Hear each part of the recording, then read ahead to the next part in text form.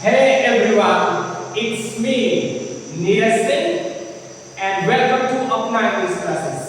Guys, मैं इस channel के थ्रू इंग्लिश के कंटेंट आपको देने जा रहा हूँ, सो स्टे ट्यून्ड।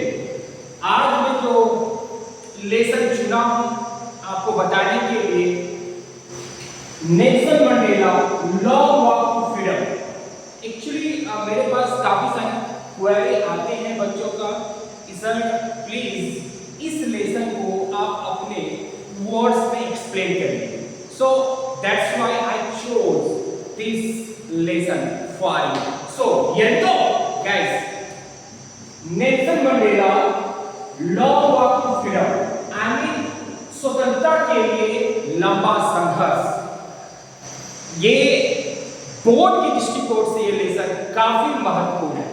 सो यहाँ पे मैंने पार्ट 1 लिखा है और आफ्टर दैट इस वीडियो के बाद मैं पार्ट 2, पार्ट 3, पार्ट 4, पार्ट 5 इस तरह से कर पूरी एक सीरीज बनाकर मैं इस लेसन को मैं पूरा करूंगा।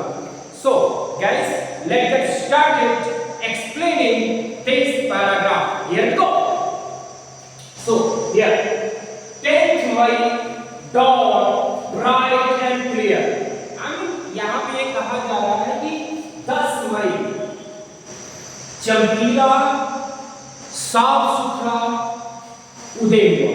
I mean dawn, ये dawn का सेकेंड फॉर्म dawn होता है, इसका मतलब हुआ, उदय हुआ।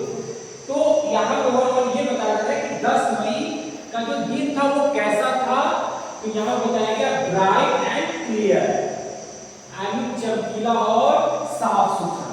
राइट, आगे बढ़ते हैं। For the past few days, I mean पिछले कुछ दिनों से I have been pleasantly besieged by dignitaries and world leaders.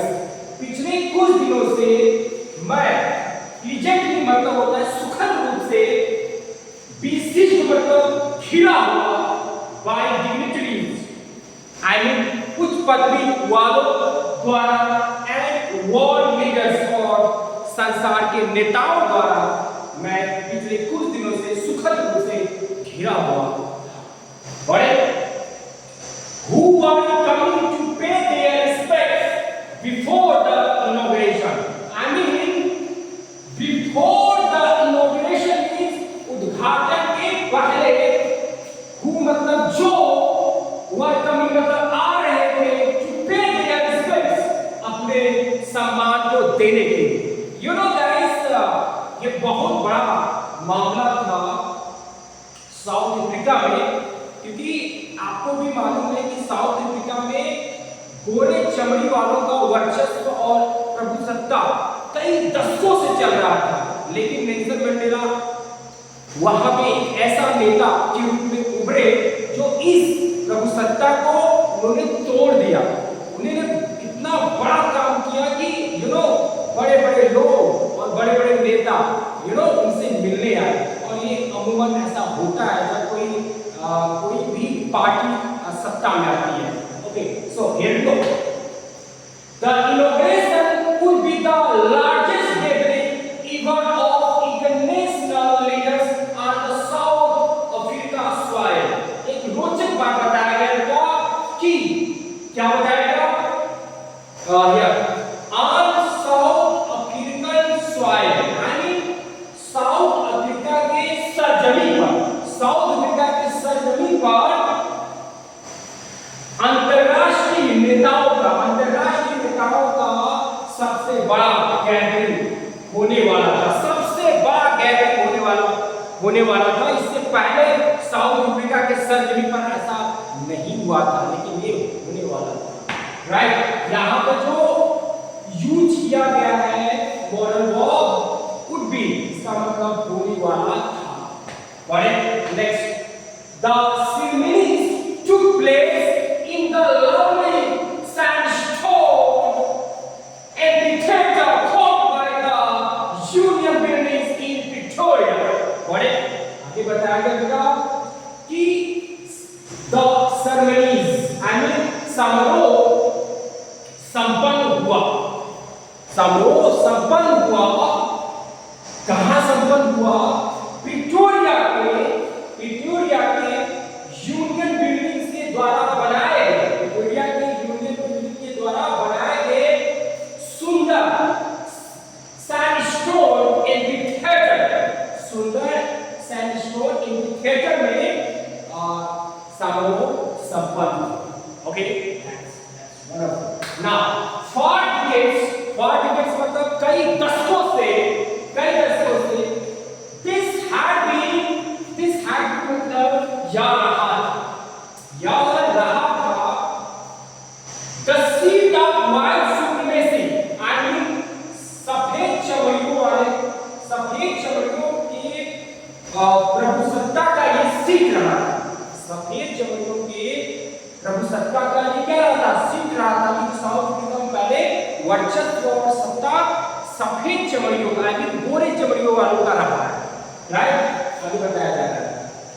And now it was the site of a rainbow gathering of different colors and nations.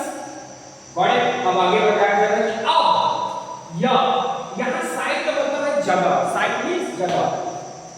अब यह भिन्न रंगों वाले just wait for a while. Now it was the site of a rainbow gathering of different colors. अब यह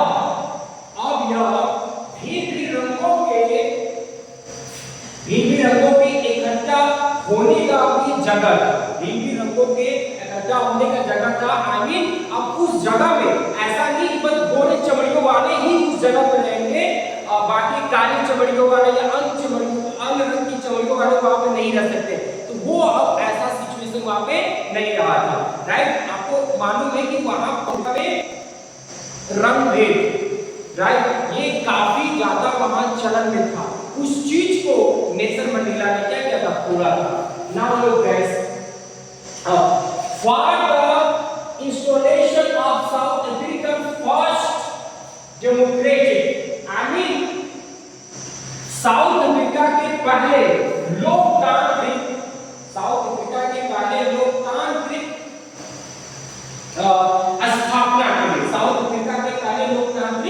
स्थापना के लिए वहां पे भिन्न रंगों वाले या भिन्न चमड़ियों वाले लोग वहां पे क्या हुए थे? इकट्ठा हुए थे, राइट? बड़े अब आगे देखते हैं। और ये जो सत्ता है, ये सत्ता कैसा है? यहाँ पे दिया गया है non racial government. Non racial government का मतलब होता है गैर जाति सरकार। गैर जाति सरकार एक ऐसी सरकार जहां पे हर किसी को हक है अपने हक को कहने का, अपने हक को बताने का, एक ऐसा सत्ता, राइट? आगे बढ़ते हैं बेटा। On the lovely ottoman day, I mean सुंदर पतझड़ ऋतु के दिन पर, सुंदर पतझड़ ऋतु के दिन पर I was accompanied by my daughter जेनानी। मुझे अपनी बेटी जेनानी का साथ मिला, मुझे अपनी बेटी जेनानी का साथ मिला। ऑन द पोडियम मतलब स्टेज पर, आई मीन मंच पर, mister de Klerk was the first sworn. Mister de Klerk को पहले शपथ दिलाया गया इन एज सेकेंड डिप्यूटी प्रेसिडेंट, एक दूसरे उपराष्ट्रपति के रूप में, राइट?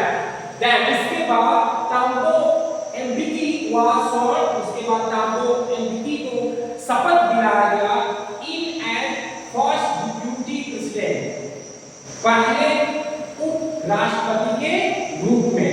एंड व्हेन जब इट वाज माय टर्न, जब मेरा बारी आया, आई प्लेज्ड, मैंने कसम लिया या मैंने कसम उठाया टू ओबे, पालन करने का, and uphold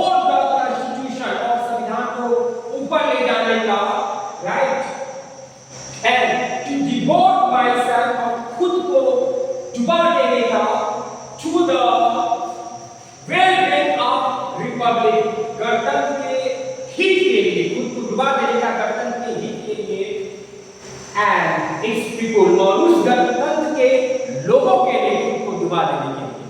That's all about this part 1. Thank you guys and आप प्लीज मेरे चैनल को सब्सक्राइब करें ताकि जब मैं ऐसे ही पार्ट 1 पार्ट 2 और भी तमाम तरह की चीजें मैं आपको using this whiteboard I am going to tell you. So please subscribe my channel. Thank you.